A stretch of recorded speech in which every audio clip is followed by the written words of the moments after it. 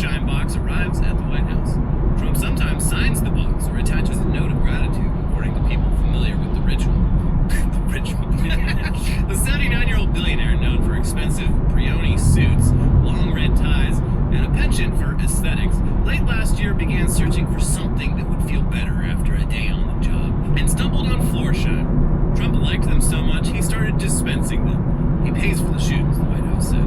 Vice President J.D. Vance and Secretary of State Marco Rubio have some. So do Transportation Secretary Sean Duffy, Defense Secretary Pete Hegseth, Commerce Secretary Howard Lutnick, Trump's Communications Director Stephen Chung, Deputy Chief of Staff James Blair, and speechwriter Ross Worthington. Fox News personality Sean Hannity and Senator Lindsey Graham each have a pair. This isn't like, it's not so weird. I remember years ago, my friend was doing gift wrapping for John Travolta for Christmas. And like, rich people do this. They like one thing, and they buy 100 of them. And the affordability thing is right too, because I think it's John Travolta, he's got money, but I think these balls were like $50 each. But you're doing like fucking 100 of them. Yeah. And so, this is like totally a thing that rich people do. They like something, and they fucking give it to all their friends because they think that their friends are missing out on something that they have discovered. Yeah. Yeah, they're very generous with people who really don't need their generosity. They're very frugal. All of these shoes are being put in a corner somewhere unless they are in direct line sight of the president. Well, that's the thing. It's like with a normal rich guy, you buy all of your friends a lower mid-tier shoe, and it does end up collecting dust in the closet or being re-gifted, given to Goodwill or whatever. Do you still wear those slippers that I got you a couple years ago? Every fucking day. That's right. Every day. Those are shoes, and those are slippers that I like. And I said, you know who's gonna like these? Elliot. You were right. Trump was not right though. But the cool thing is, like I was saying, if it was any other rich guy, it wouldn't matter. People are like, oh, cool. He's got a new obsession. But it's Trump, so you have to wear the shoes. Yeah. If he gives you the shoes and then you're not wearing the shoes, it's a big sign of disrespect. Yeah, it's very disrespectful in his culture. In West Palm Beach culture, just normal Palm Beach. West Palm Beach is where Jeffrey Epstein would pick up the high school girls. Well, I do think it's funny that everyone in Trump's orbit is probably walking around with corns and blisters because of I guarantee you, even if they say their shoe size is like a 10.5, he's like, no. I've seen 9s in my day. Those are 9s. Here, squeeze into these. Yeah. Thank you, Mr. President. That's such a funny skill to think that you have, that you can guess. The thing is, shoe size.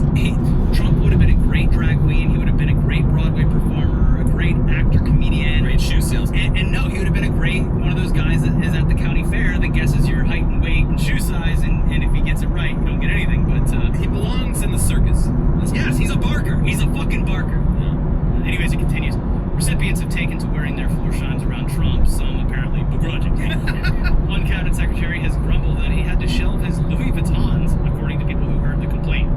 Officially, the White House wouldn't confirm Trump's choice of Florsheim. One recipient said Trump had a stack of them in the office. The box read Scott for Treasury Secretary Scott Bessent. Reached by phone, Thomas Florsheim Jr. said he was unaware of the president's shoe orders. Waco Group CEO and fifth-generation Florsheim politely declined to comment. I'm not touching that. This is the exact response that Fago sent to the Insane Clown Posse.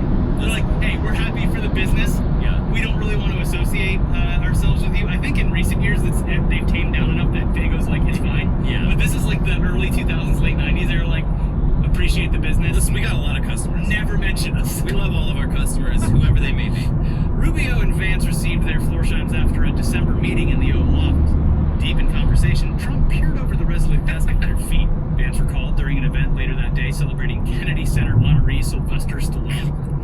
Marco, JD, you guys have shitty shoes, Trump declared before retrieving a catalog.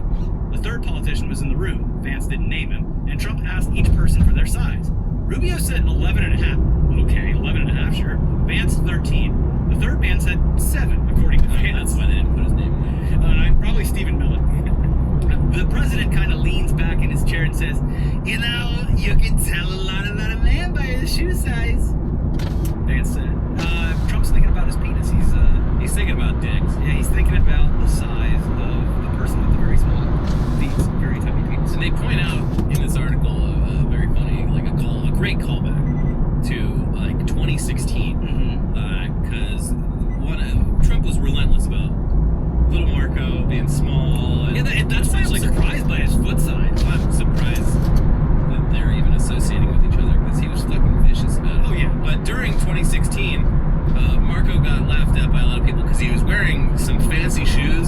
big cowboy heels in them, and he got made fun of a bunch. Trump made fun of him, but those were Florsheim boots. Damn, he is familiar with the brand.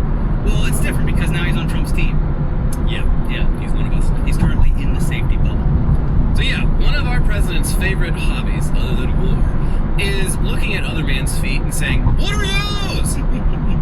Just negging them before guessing their shoe size and either ordering them a pair of shoes or just grabbing one from the stack of shoe boxes that he keeps fully stocked in the shoe room.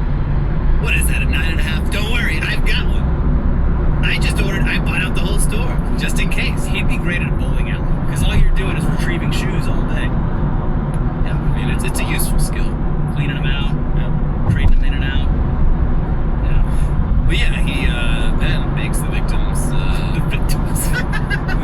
the victims of his drive-by shoeing. Yeah. The victims then have to make sure to wear the shoes whenever they're around Trump, regardless of whether they like them or if they even fit, which for Marco could be a big challenge, because Trump actually isn't that good at guessing sizes. After the article dropped, people started looking at photos of Trump cabinet members from the past year and noticed that, yes, first of all, these guys are, in fact, all wearing the same goddamn shoes, like the servile little sycophants they are. But secondly, Marco's shoes are just way too big. His feet are just slipping and sliding around in those things. Probably got band-aids all over his ankles. And probably, he just puts up with it, though, because that's the cost of working for Donald Trump. People have, of course, pointed out, they've wondered why he doesn't just do the obvious thing and exchange those shoes for a pair of the same shoes in his actual size. And that's a great question, but Trump would probably notice. And he'd make a big thing of it. "Oh, Marco, I see you've exchanged your shoes for a different pair. Looking a little bit small." A bit insulting. You're saying that the shoes I got you were bad. It is funny Why that, don't you go back and re-exchange the shoes? Marco could get his foot run over by a car and he wouldn't even know. Just gets the front of the shoe. His actual foot is safely back, curled up behind the rest of the shoe. You know what would make the shoes fit better is if you got those lifts that Ron DeSantis got. Yeah. Fit your foot much longer. Well, I hope they're all uncomfortable forever. Yeah. So yeah, little Marco, he just keeps clown shoes on. That's what you got to do to stay on Trump's good side. He gives you the clown shoes, you wear the clown shoe. You clop around in the clown shoes. You declare war on Iran, and then Daddy loves you. Daddy might even let you invade Cuba, like you always do. He's sitting there patiently twiddling his thumbs, just waiting. Come on, I don't even care about Iran. Let me invade Cuba. Our friend Tommy's on that flotilla, one that's going to Cuba. Yeah, with a lot of people. With Kneecap's going on. It's got quite a lineup. I'm very worried. I mean, I think there was just a separate ship, but that was full of Floridians that wanted to do some harm. Yeah, a bunch of Florida Cubans decided they were going to load up like a fishing boat with AR-15s, and they were going to personally liberate the island of Cuba. Yeah. It did not go well for them. No, it did not. Anyways, in other dumb news out of the Trump administration, you may recall that one of the first things Kash Patel did upon becoming FBI director last year was pitch the idea of partnering the FBI with the UFC. So stupid. And having professional MMA fighters come train FBI agents in mixed martial arts. This is a classic dumb guy idea, especially from a guy who had just been put in charge of the FBI despite having no law enforcement experience. But because UFC CEO Dana White is good friends with the president, he very quickly got on board with the idea. But then over the next year, a million other dumb things happened, and we kind of forgot about it. I mean, I couldn't forget about the fight happening on the White House lawn. Well, yeah, it's coming up. For the 250th birthday, which, but this kind of slipped by. Kash Patel, he did not forget, though. I know he's had a lot on his plate, but this has been a big priority. People have just, the best description I've heard of Kash Patel is he's like a Make-A-Wish kid. Like if a Make-A-Wish kid was like, I want to be FBI director. He reminds me of that kid that they deputized. Mm-hmm. And then he started being a hard ass about it. Like, yeah, you get to be a deputy. And then he just started bullying people, like kids his age and just everyone. And then didn't they give him like an honorary Department of Homeland Security gig too? I don't remember this at all. You don't remember the kid that they deputized? He like got like a huge ego from it. And he's like a 10-year-old. And he started bad-mouthing people and bullying them around. I mean, it is an interesting, psychological study. And that's how Kash Patel looks when he sits in a chair that's slightly elevated off the ground. He looks like a child with his feet dangling. Yeah, it doesn't help that he's got those clown shoes on. Yeah, that's the thing. Everyone notices him more. Yeah, it's like he's snuck into his daddy's clothes. And Kash Patel is size 15. Here you go, Kash. Looking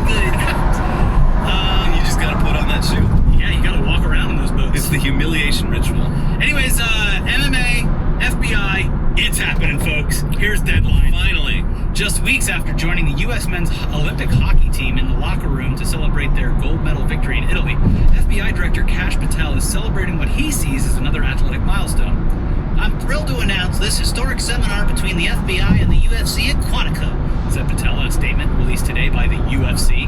This is a tremendous opportunity for our FBI agents to learn and train with some of the greatest athletes on Earth, helping the world's premier law enforcement agency be even better prepared to protect the American people. What? I mean, that is how he sounds, too. What? My girlfriend's not a honey trap. His voice, does not match the look that he's trying to It does match his look. It's just that his fucking vibe doesn't match his life. Yeah, this is a guy. He's in a vibe gap relationship with himself. He very much is. The in is out the window. Mm-hmm. Yeah. A lot going on in that. Kash Patel continues. The training will provide insight into UFC fighters' training methods as well as fighting techniques and tactics. Because that's what FBI agents do all the time. Close quarters, hand-to-hand, on-the-ground combat. Yeah. They're always squaring up to dudes in the octagon. And there isn't... You get the first rule of law enforcement is you gotta make the criminal happen. And there isn't just decades of fucking training that has been perfected over years. Yeah, they've never thought of it. Specific to their roles. No one at the FBI, in the entire history of the FBI, has ever had the question, wait, what happens if we get into a fight? Yeah, it's never come up before, and that's why it's so good we have Kash Patel around to be like, hey, Dana White. The thing that Kash Patel is doing, it's like fucking straight out of Blazing Saddles. Like the FBI agent, and then imagine an MMA guy, and he's like, all right, let's fucking go, let's fucking grapple, and the FBI agent just takes out his gun and shoots him. Yeah. Yeah, that's also Indiana Jones, too. Yeah, it happens, and it's a good trope. It's a good trope. But, come on. It will take place at the FBI Special Agent Academy in Quantico on March 15th and 16th, and is for Academy students as well as senior FBI staff from around the world. Patel was effusive in his praise for White and his organization. Dana White has changed the game in the mixed martial arts industry, and we're extremely honored to be partnered with him, the professionals, and the UFC, said the FBI director. We are grateful for their shared love of our nation so that we can better defend her. Per a UFC press release, the effort is part of an overall initiative by the FBI to provide its agents with exciting, innovative training options and to constantly look for opportunities to revamp and improve their preparation. I have tremendous respect for the FBI and the work they do every day to protect this country, said White. It's an incredible opportunity for our athletes, and we're proud to support the FBI in strengthening their defense techniques. Well, at least it's not the WWE, I guess. That's coming next. It's for the CIA. What if you're out? They have really cool disguises. Yeah, what if you're out in the field, you are tracking a terrorist, and he just happens to pull out a folding chair? Well, what do? What if he throws you into the ropes, and you're coming back, and he's holding that chair out? You need to pull a Hurricane Rana, get up on front of him. It looks like he's gonna powerbomb you, but then you lean back, you twist around, you flip it on. The new Ayatollah is climbing the turnbuckle. You get on the turnbuckle. It's all very useful stuff. I think so. You're not fully up to caliber as an MMA, and you can't cut a sick promo. Mm-hmm. Yeah. So with Trump and his shoes, this is very dumb. But also, I guess, relatively harmless compared to everything else. I do wonder if the UFC is getting compensated for this. I'm sure they are. Some interesting insider dealing. I also think that there's probably better things for the FBI to be doing. Oh, absolutely. I don't know, investigating instead of grappling with UFC fighters? It's the FBI. There were two, by all accounts, attacks today. Yeah, on Thursday there were 2 attacks. By all accounts, the FBI is the weakest it's been in a very long time. Well, that's why he needs to strengthen it physically. Yeah. We used our brains for way too long. It's time to start working the other muscles. We need more beefcakes coming out of Quantico. Again, they love the sight of a cut male.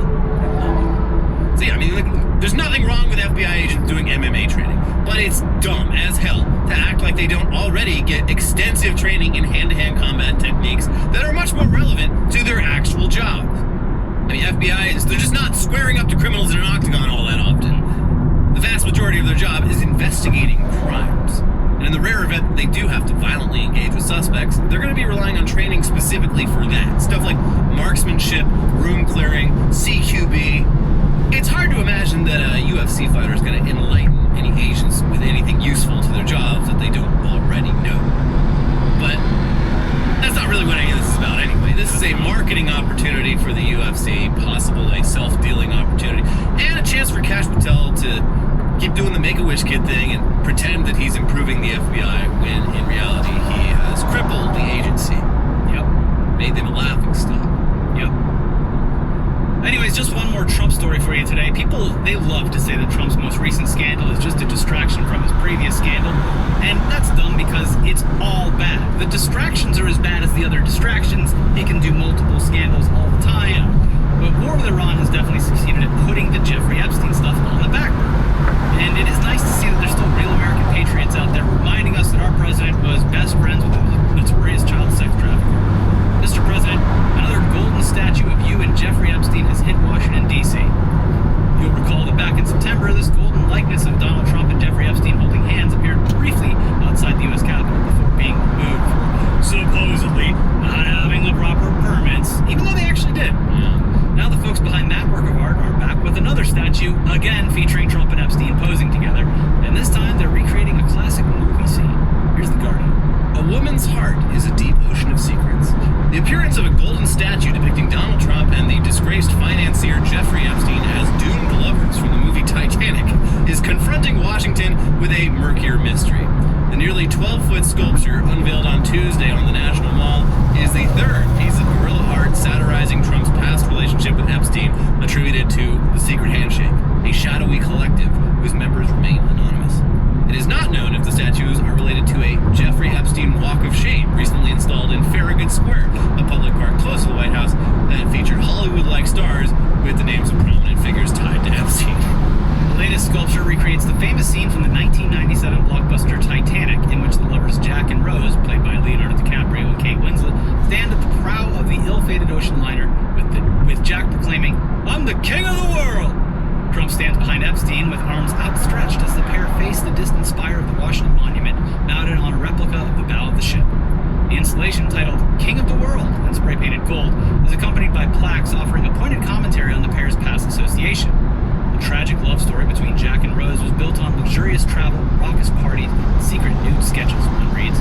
This monument honors the bond between Donald Trump and Jeffrey Epstein, a friendship seemingly built on luxurious travel, raucous parties, and secret nude sketches.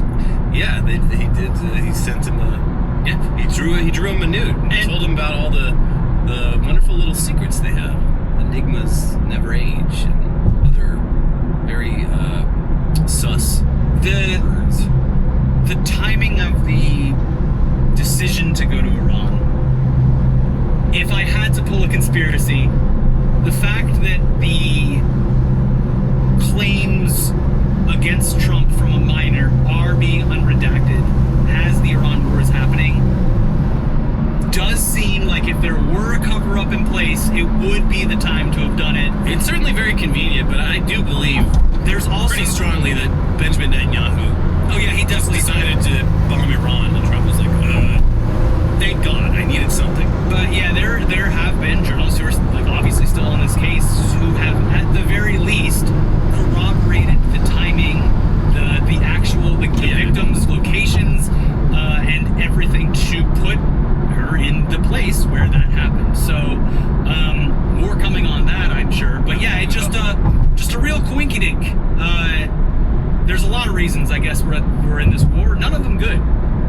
Yeah, so, and the Iranians are very wisely they're pointing it out too. They published. Did you see the Lego? They're doing like AI. They're putting AI videos up on like their official channels of like Lego Donald Trump.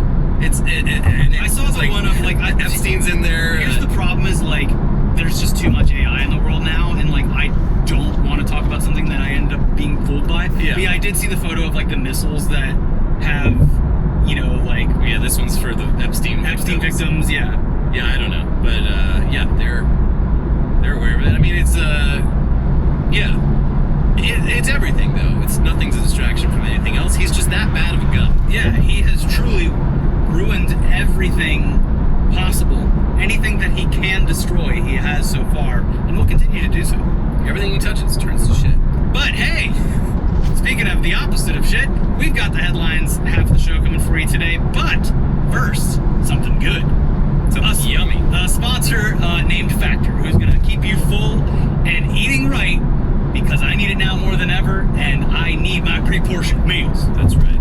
Winter it's pretty much over. Short season is approaching. It's the time of year you start to think, hey, I should probably start eating better. And this year being busy is no excuse, because with Factor you get fully prepared meals designed by dietitians and crafted by chefs ready in 2 minutes. No planning, no cooking.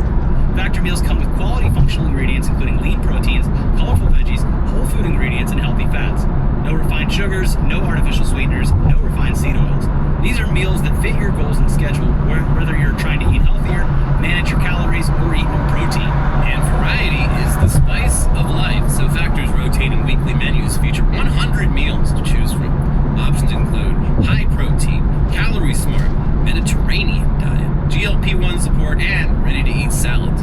Plus, the new Muscle Pro collection supports strength and recovery. Perfect if you're getting back into a workout routine. Factor meals are always fresh, never frozen, and they're ready in about 2 minutes with no prep and no stress, so you can actually stick to your goals. I've been using it a whole hell of a lot, and it is perfect for me because I cannot think about prepping dinners and stuff like that right now. So it is so convenient to go in home, load up my footage, get it ready to edit, pop in a delicious meal, honestly, and then eat it and not feel bad the next morning that I pigged out and was snacking all night and doing gross stuff. Yeah. So it keeps me regular. Head to factormeals.com/weeklyweird50 off and use code weeklyweird50 off to get 50% off and free breakfast for a year. Offer only valid for new Factor customers with code and qualifying auto-renewing subscription purchase. Make healthier eating easy with Factor. All right, now it's time to get into the weirdest, wildest headlines from around the world this week before we literally bake alive, because it was fucking 95 degrees in LA today and it is hot. Yeah. So let's start it off with this headline. Donald Trump offers Jake Paul his complete and total endorsement if he runs for political office.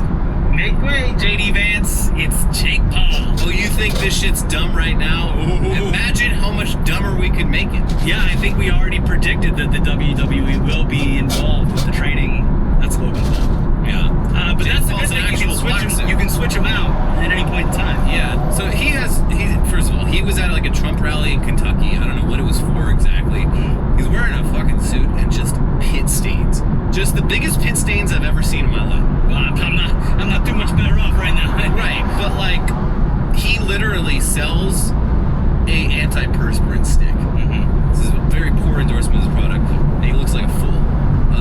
But yeah, he made no mention of any aspirations for higher office. But Trump is already saying that Jake, we need Jake Paul in Congress, perhaps running for governor. There is one problem though, is Jake Paul lives in Puerto Rico. That's right. To dodge taxes, so he would have to he'd have to take up primary residence somewhere in the 50 states. Oh, I guess he could run for governor of Puerto Rico. I don't think they'd elect him though. I don't think so either. I don't think they really like him too much. I think he would do great in Florida. It's right there. If he has a shot anywhere, either Florida or he could definitely Tito Ortiz is on the Huntington Beach City Council. He could probably run for whatever congressional district that is. But yeah, those I think he should run against Ron DeSantis. I think that's a great idea. I think Ron's done. Well, yeah, Ron's termed out. Yeah. No one knows what Ron's going to do next. I would say he's probably going to run for president against one James something Vance. Jimmy Donaldson Vance. His name's just JD. It doesn't stand for anything. Jimmy Donaldson Vance. Can you survive the Strait of Hormuz challenge? I love fake Mr. Beast thumbnails. They are so good. You can make a fake Mr. Beast thumbnail for just about anything, and I will laugh. Yeah. Ah! It's a good joke. That's right. Anyway, that's all the Trump news for today. Thank God. Here's the next headline. Over puppy yoga? Try it with snakes. Okay, first of all. What size snake? First of all, I have been, intrigued by the idea of puppy yoga. It's not great. I watched someone posted a video on Instagram showing what it's actually like, and these dogs are just pissing and shitting everywhere. Yeah, they have no idea what's going on, so they're just walking around sniffing everyone. I did it at the dog boarding place. Yeah. Because I was like, this will be fun. What a lark to go with the dog and do this, and it was just like, this is not it's not good for the dogs or me. Yeah. It's very confusing. The dogs are sniffing people. I haven't done yoga in a while, but there was a period of time where I was doing yoga pretty regularly, And in addition to like physical strength and flexibility, it's a mental exercise where you're trying to get like clarity, peace, meditation. You can't do that if there's little animals walking around everywhere, and like you have to worry about stepping on one of them when you change poses. I feel like the goats one's fine because people put them on you and then they just stay still. But with dogs, they're exploring the whole time. Yeah. Anyway, they're doing it with snakes now. And is this like an offshoot of that Christian sect that holds the snakes and does the tongues? No, but it's kind of the same thing. It's like, I mean, are you a tranquil enough dude to do yoga while a 8-foot boa constrictor is crawling on you? That's kind of cool. I mean, I honestly, I'm not afraid of snakes. I kind of like snakes. I don't go out of my way to be in their presence, but I'm not one of those people that like just literally sees a snake and has a panic response. I like holding them. They're cool animals, but I don't want them like just crawling around out of sight in my presence while I'm trying to do something physical. Yeah. It's just I don't know. I like how the first part of the headline is just like everyone could agree, like over puppy yoga. Yes, no further questions. How about snake yoga? No, you're right the first time. They bring out other reptiles, including a tortoise. Here's a fun little anecdote. Someone on my street Has a tortoise. has a giant fucking tortoise. Yeah, I've seen it. And they take it on walks. I've seen it in their yard. I just had to walk. Yeah, no, the other day, I was backing out of my driveway, and I look in my rear view mirror, and first of all, I just see the tortoise. I'm like, there's a fucking tortoise on the sidewalk. And then I see it's moving very slow, and I see that it's walking with its owner, who's also walking a dog. But for a second, I thought, and it's a big one. It's probably at least 100 pounds.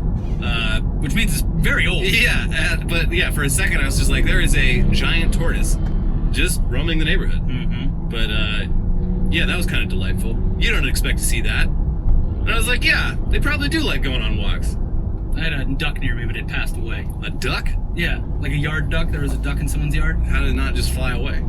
I don't know, maybe it was clipped or something, but a coyote got it. It was really sad. It